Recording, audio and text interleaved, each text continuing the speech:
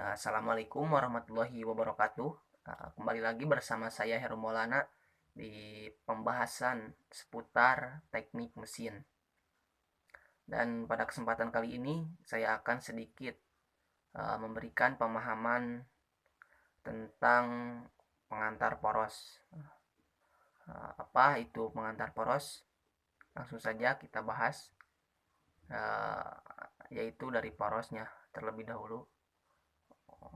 Poros merupakan bagian dari elemen mesin yang berbentuk batang dan pada umumnya berpenampang lingkaran, lalu berfungsi memindahkan putaran atau mendukung sesuatu beban dengan tanpa meneruskan daya. Tegangan dan defleksi merupakan parameter yang harus diperhatikan pada perancangan poros. Tegangan pada poros bisa dihitung hanya pada posisi tertentu yang ditinjau dengan mengetahui beban dan penampang poros. Dalam merancang poros, pertama kali yang harus dilakukan yaitu berdasarkan tegangan yang terjadi, baru kemudian menghitung defleksi berdasar geometri yang telah ditentukan. Lalu ada macam-macam poros. Cara garis besarnya dapat dibedakan, yaitu ada poros transmisi, lalu ada spindle, dan ketiga ada gandar.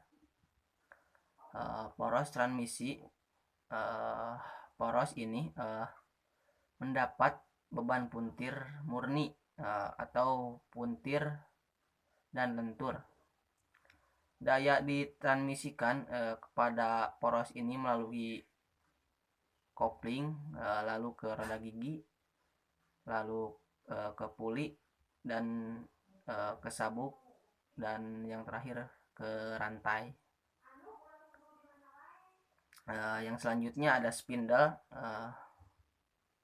poros transmisi yang relatif pendek, seperti poros utama mesin perkakas, di mana beban utamanya berupa puntiran.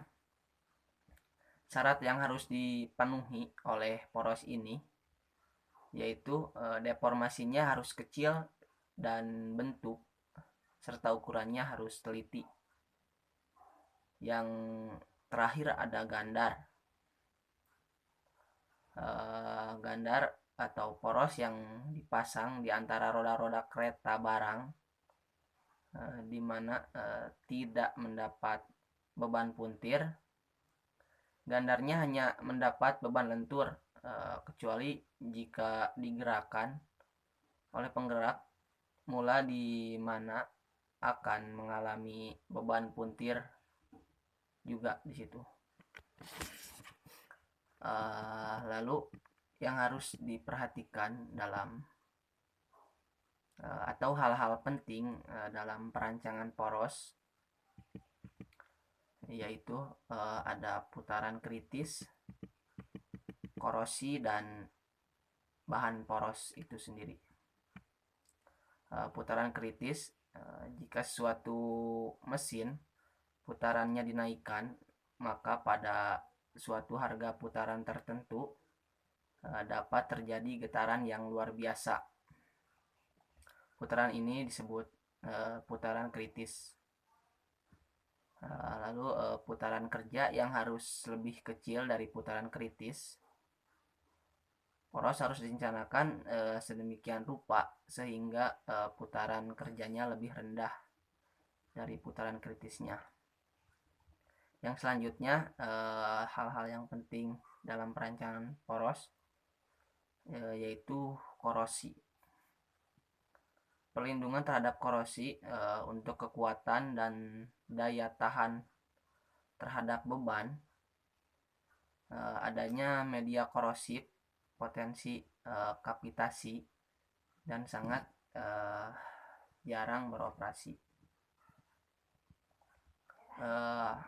menghindari korosi tersebut dapat dilakukan dengan menggunakan pelumas atau cairan anti karat. Nah, yang terakhir ada bahan poros. Bahan poros harus disesuaikan dengan kondisi operasinya, baja, konstruksi mesin. Lalu yang kedua ada baja paduan dengan pengerasan kulit tahan terhadap keausan. Lalu baja krom nikel, baja krom molybden, dan juga banyak lagi. Nah, itu bahan-bahan poros yang sangat dianjurkan untuk perancangan poros. Nah, mungkin hanya itu saja sedikit pemahaman tentang pengantar poros. Jika ada yang belum dipahami, bisa di komen di kolom komentar, lalu kita bahas lagi sama-sama di lain waktu. Wassalamualaikum warahmatullahi wabarakatuh.